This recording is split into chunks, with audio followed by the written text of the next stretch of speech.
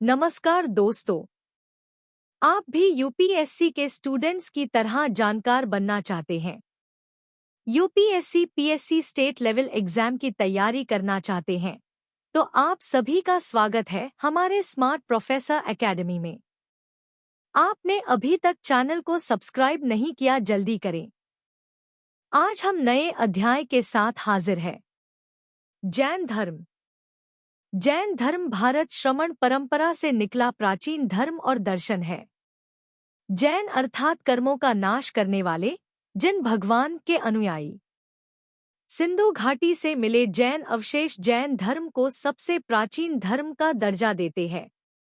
सम्मित शिखर, राजगिर, पावापुरी, गिरनार, शत्रुंजय, पावागढ़ आदि जैनों के प्रसिद्ध तीर्थ हैं। पर्युषण पर्व व महावीर स्वामी जन्म कल्याणक इनके मुख्य त्योहार हैं। धर्म की जड़ें उस विचारधारा में हैं जो सभी जीवित प्राणियों को अहिंसा के माध्यम से मुक्ति और आत्मज्ञान का मार्ग सिखाती है। जैन 24 मुक्त आत्माओं के एक समूह की पूजा करते हैं, जिन्हें तीर्थंकर कहा जाता है, जो विश्वासियों के लिए शिक्षक और रोल मॉडल के रूप में कार्य करते हैं। 454 के आसपास देवर्धि की अध्यक्षता में वल्लभी परिषद में जैन कैनिकल का गठन किया गया था। तत्वार्थ सूत्र या वास्तविकता की पुस्तक उमास्वती द्वारा लिखित भिक्षु विद्वान को मौलिक ग्रंथ माना जाता है। धर्म वेदों के अधिकार को स्वीकार नहीं करता है। इस लेख में आइए हम जैन धर्म, जैनिज्म, इसकी उत्पत्ति, विस्तार, सिद्धांत, संप्रदाय, श्वेतांबर और दिगंबर, साहित्य, वास्तुकला, महावीर और यूपीएससी आईएएस परीक्षा के लिए उनकी शिक्षाओं को देखें। जैन धर्म की उत्पत्ति के कारण। जैन धर्म 6ठी शताब्दी ईसा पूर्व में प्रचलित हुआ, जब भगवान महावीर ने धर्म का प्रचार किया। 24 शिक्षक थे, जिन्हें जिन या तीर्थंकर कहा जाता था, जिनमें से अंतिम भगवान महावीर थे। वैदिक धर्म जटिल कर्मकांडों और ब्राह्मणों की सर्वोच्चता के साथ कठोर और रूढ़िवादी हो गया था। वर्ण व्यवस्था ने लोगों को उनके जन्म के आधार पर 4 वर्गों में विभाजित किया, जहां 2 उच्च वर्गों को विभिन्न विशेषाधिकार प्राप्त थे और निचली जातियों ने एक दयनीय जीवन व्यतीत किया। ब्राह्मणों के वर्चस्व के प्रति क्षत्रियों की प्रतिक्रिया। जैन धर्म के सिद्धांतों को प्राकृत भाषा में पढ़ाया जाता था, जिससे यह संस्कृत के विपरीत सामान्य लोगों के लिए अधिक समझ में आता था। लोहे के औजारों के उपयोग से भारत के उत्तर पूर्वी भागों में नई कृषि अर्थव्यवस्था का प्रसार हुआ। यह भी पढ़ें, प्राचीन, मध्यकालीन और आधुनिक इतिहास में अंतर। वर्धमान महावीर, वर्धमाना महावीरा। जैन धर्म के 24वें और अंतिम तीर्थंकर वर्धमान महावीर का जन्म 540 ईस्वीसन पूर्व में वैशाली के निकट कुंडग्राम में हुआ था। वह ज्ञानत्रिक वंश के थे और मगध के शाही परिवार से संबंधित थे। उनके पिता सिद्धार्थ ज्ञानत्रिक क्षत्रिय वंश के प्रमुख थे और उनकी माता त्रिशला वैशाली के राजा चेतक की बहन थी। उनकी पत्नी यशोदा के साथ उनकी अनोजा नाम की एक बेटी थी। 30 वर्ष की आयु में उन्होंने अपना घर त्याग दिया और एक तपस्वी बन गए। उन्होंने 12 लंबे वर्षों तक तपस्या की और 42 वर्ष की आयु में कैवल्य, दुख और सुख पर विजय प्राप्त की नामक सर्वोच्च आध्यात्मिक ज्ञान प्राप्त किया। उन्होंने अपना पहला उपदेश पावा में दिया था। इस समय से अपनी मृत्यु तक उन्होंने 30 वर्षों तक जैन धर्म के दर्शन को पढ़ाया। 468 ईपू में बिहार के पावापुरी में 72 वर्ष की आयु में उनका निधन हो गया। महावीर और उनके उपदेश। महावीर ने वैदिक संस्कृति के सिद्धांतों को खारिज कर दिया। वह ईश्वर के गैर अस्तित्व में विश्वास करते थे और ब्रह्मांड कार्यकारण की प्राकृतिक घटनाओं का परिणाम था। उनका मानना था कि सभी को उनके कर्म के लिए दंडित या पुरस्कृत किया जाएगा। उन्होंने एक ऐसे जीवन का समर्थन किया जो मितव्ययी और अहिंसक था। बौद्ध धर्म के विपरीत जैन धर्म, जैनिज्म इन हिंदी, ने समानता पर बल दिया लेकिन जाति व्यवस्था को नकारा नहीं। जैन धर्म के तीर्थंकर और उनके प्रतीक। अब आगे जैन धर्म के 24 तीर्थंकरों की जानकारी उनके प्रतीकों या प्रतीकों के साथ मैं बताने वाला है। ऋषभनाथ या आदिनाथी, लॉर्ड बुल या लॉर्ड फर्स्ट सन।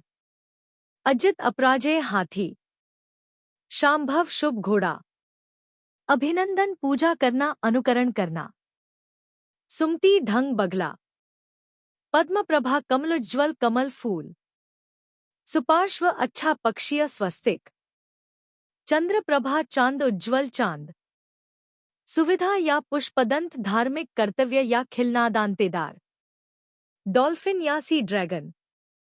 शीतला देवी ठंडक श्रीवत्स। श्रेयंशा अच्छा गैंडा। वासुपूज्य संपत्ति चढ़ाकर पूजा करें, भैंस। विमला साफ सुअर।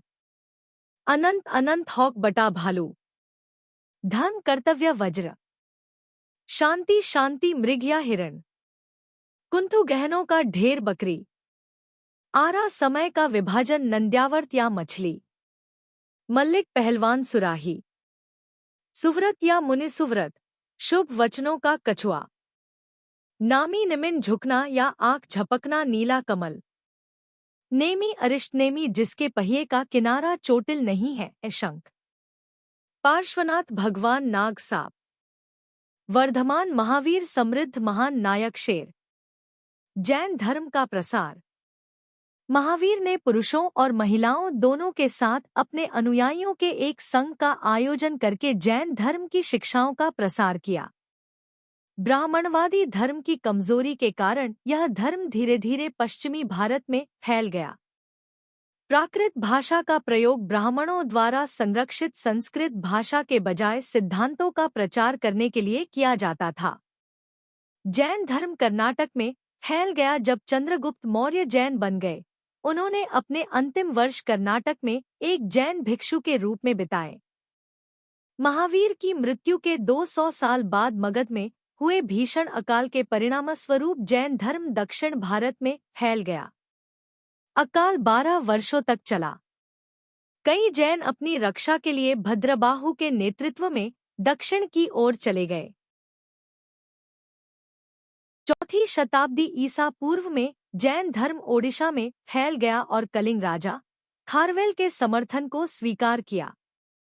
बाद में जैन धर्म ने मालवा, गुजरात और राजस्थान में प्रवेश किया और इन क्षेत्रों में आज भी बड़ी संख्या में जैन व्यापार और वाणिज्य में लगे हुए हैं। जैन धर्म को बौद्ध धर्म जितना समर्थन नहीं मिलने के बावजूद यह अभी भी उन क्षेत्रों में अपनी पकड़ बनाए हुए है जहां इसका प्रसार हुआ। जैन धर्म में ईश्वर का विचार। The idea of God in Jainism. Jain धर्म मानता है कि ब्रह्मांड अपने पदार्थों के साथ समग्र रूप से चिरस्थायी है। समय के संबंध में इसका न आदि है और न अंत। ब्रह्मांड की अपनी व्यवस्था है और यह अपने ब्रह्मांडीय नियमों पर चलता है। सभी संस्थाएं अपने रूपों को लगातार बदलती या बदलती रहती हैं और ब्रह्मांड में कुछ भी बनाया या नष्ट नहीं किया जा सकता है। किसी को सार्वभौमिक मामलों का निर्माण या शासन करने की आवश्यकता नहीं है। इसलिए जैन धर्म ब्रह्मांड के निर्माता, उत्तरजीवी या संहारक के रूप में ईश्वर की उपस्थिति में विश्वास नहीं करता है। यह सिर्फ ईश्वर को एक पूर्ण प्राणी मानता है। जब कोई व्यक्ति अपने सभी कर्मों को नष्ट कर देता है तो वह अनंत ज्ञान, अंतहीन दृष्टि, अनंत शक्ति और अनंत आनंद के साथ एक मुक्त आत्मा में बदल जाता है और ऐसी मुक्त आत्माएं हमेशा के लिए मोक्ष में एक पूर्ण सुखी स्थिति में रहती हैं। इस पूर्ण प्राणी को जैन धर्म का देवता माना जाता है। प्रत्येक जीव में ईश्वर बनने की क्षमता है। इसलिए जैन धर्म में एक ईश्वर की अवधारणा नहीं है, लेकिन असंख्य देवता हैं और गिनती लगातार बढ़ रही है और अधिक जीवित प्राणी मुक्ति प्राप्त कर रहे हैं। जैन धर्म का विभाजन। The split of Jainism. Jain आदेश को 2 महत्वपूर्ण संप्रदायों या स्कूलों में विभाजित किया गया है, जिन्हें दिगंबर और श्वेतांबर के नाम से जाना जाता है। विभाजन मुख्य रूप से मगध में महान अकाल के कारण हुआ, जिसने भद्रबाहु के नेतृत्व में जैनों के एक समूह को दक्षिण भारत में स्थानांतरित करने के लिए मजबूर किया। 12 वर्षों के अकाल के दौरान दक्षिण भारत में समूह को सख्त परंपराओं के अधीन रखा गया था, जबकि मगध में समूह ने एक ढीला रवैया अपनाया और सफेद कपड़े पहनना शुरू कर दिया। जब दक्षिण भारत में जैन समूह अकाल की समाप्ति के बाद मगध में वापस आया, तो प्रथाओं में परिवर्तन के परिणामस्वरूप जैन धर्म 2 संप्रदायों में विभाजित हो गया। जैन धर्म के संप्रदायों के बीच अंतर, differences between the sects of Jainism. अब हम जैन धर्म के संप्रदायों के बीच अंतर विस्तृत से जानेंगे। दिगंबर व श्वेतांबर। दिगंबर का मतलब आसमान से ढका होता है। दिगंबर ने मोक्ष प्राप्त करने के लिए नग्नता को पूर्ण शर्त के रूप में बल दिया। श्वेतांबर का अर्थ होता है श्वेत वस्त्र। श्वेतांबर का बचाव है कि मोक्ष प्राप्त करने के लिए पूर्ण नग्नता की आवश्यकता नहीं है। संप्रदाय जैनों का प्रतिनिधित्व करता है, जो महावीर की मृत्यु के 200 साल बाद मगध में महान अकाल के समय भद्रबाहु के नेतृत्व में दक्षिण में स्थानांतरित हो गए थे। संप्रदाय जैनों का प्रतिनिधित्व करता है, जो मगध में महान अकाल पड़ने पर स्थूलबाहु के नेतृत्व में वापस मगध में रहे। दिगंबर संप्रदाय की परंपरा के अनुसार ज्ञान प्राप्त करने में एक सर्वज्ञ व्यक्ति को भूख, प्यास, नींद, रोग या भय का सामना नहीं करना पड़ता है। श्वेतांबर संप्रदाय की परंपरा के अनुसार एक सर्वज्ञ या सर्वज्ञ व्यक्ति को भोजन की आवश्यकता होती है। दिगंबर संप्रदाय का मानना है कि एक महिला के पास मुक्ति पाने के लिए आवश्यक शरीर और इच्छा शक्ति नहीं है, और इस तरह की प्राप्ति के लिए उसे एक पुरुष के रूप में फिर से जन्म लेना होगा। इसलिए जैन धर्म का यह स्कूल 19वें तीर्थंकर को एक महिला के रूप में स्वीकार करने से इनकार करता है, बल्कि एक पुरुष के रूप में मल्लिनाथ को स्वीकार करता है। श्वेतांबर संप्रदाय का मानना है कि एक महिला में पुरुषों के समान आध्यात्मिक सिद्धियां प्राप्त करने की क्षमता होती है। जैन धर्म का यह मत 19वें तीर्थंकर को माली, एकमात्र महिला तीर्थंकर, नाम की महिला के रूप में स्वीकार करता है। दिगंबर परंपरा का मानना है कि भगवान महावीर ने कभी शादी नहीं की और उन्होंने अपने माता पिता के जीवित रहते हुए भी दुनिया को त्याग दिया। महावीर ने विवाह किया और 30 वर्ष की आयु तक एक गृहस्थ का सामान्य जीवन व्यतीत किया, और वह अपने माता पिता की मृत्यु के बाद ही एक तपस्वी बन गए। दिगंबर परंपरा एक तीर्थंकर की छवि को नग्न, सरल और ध्यान के मूड में नीची आंखों के साथ दर्शाती है। श्वेतांबर परंपरा एक तीर्थंकर की छवि का प्रतिनिधित्व करती है, जो एक लंगोटी पहने हुए, रत्नों से अलंकृत और संगमरमर में लगी कांच की आंखों के साथ है। दिगंबर लोग जीवनी के लिए पुराण शब्द का प्रयोग करते हैं। श्वेतांबर इस उद्देश्य के लिए चरित शब्द का प्रयोग करते हैं। दिगंबर संप्रदाय के एक तपस्वी को कपड़े सहित अपने सभी सामान को छोड़ देना चाहिए और राजोहरना, कीड़ों को दूर करने के लिए मोर पंख से बना झाड़ू और कमंडल, शौचालय की स्वच्छता के लिए लकड़ी से बना पानी का बर्तन रखने की अनुमति है। श्वेतांबर संप्रदाय के एक तपस्वी को एक लंगोटी, कंधे का कपड़ा आदि सहित 14 संपत्ति रखने की अनुमति है। दिगंबरों ने आचार्य शुतुलिभद्र के नेतृत्व में प्रथम परिषद की उपलब्धियों को स्वीकार करने से इनकार कर दिया और अंगों के पुनर्लेखन को स्वीकार कर लिया। श्वेतांबर 12 अंग और सूत्र वाले विहित साहित्य की वैधता और पवित्रता में विश्वास करते थे। जैन धर्म के उपसंप्रदाय।